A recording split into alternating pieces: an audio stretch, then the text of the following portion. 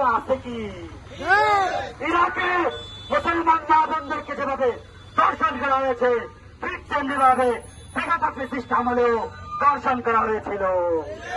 তাই এজন্য আজকে আমরা তাওহীদি জনতার জমাত থেকে কোন ক্রেডিট ছাড়াই আমরা উপস্থিত হয়েছি একমাত্র রসুলের ইশক, রসুলের মহব্বত, রসুলের সুপারিশ করার জন্য।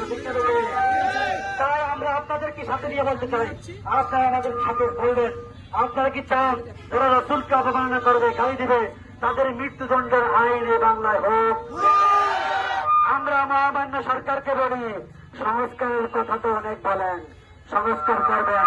সবচেয়ে বড় সংস্কার হলো রসুলকে যারা গালি দেবে, আজ পর্যন্ত এই আইন যারা করতে পারে নাই, বর্তমান সরকারের যদি সদিচ্ছা থাকে রসুলের গালিদাতাদের বিরুদ্ধে পাকিস্তান, সৌদি ও 50টা মুসলিম রাষ্ট্রের ব্লাসফেমি আইন চালু করতে হবে। অন্যথায় যদি সিরাত থেকে শিক্ষা দিয়ে, সাহাবাদের থেকে শিক্ষা দিয়ে মুহাম্মদ বিন মুস্তাফার উত্তরসূরিরা, আব্দুল্লাহ বিন আতিকের উত্তরসূরিরা কোন নাস্তিক তাদের কল্লা ফালায় দেয়, তাদেরকে সন্ত্রাসী জঙ্গি বলতে পারবেন না। জঙ্গিবাদের কাঠ খেলে শেখ হাসিনা বিগত 16 বছর বাংলাদেশের মানুষকে ঠেসেছে।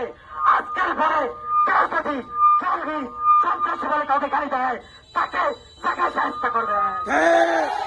এ সমস্ত ভারতীয় নেগেটিভ দিয়ে বাংলাদেশের তাওহীদি জনতাকে আর জমিয়ে রাখা যাবে না।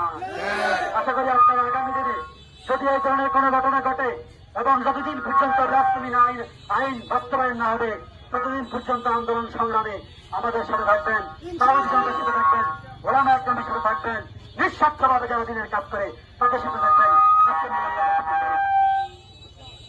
সকলে বলে আল্লাহুম্মা আমিন।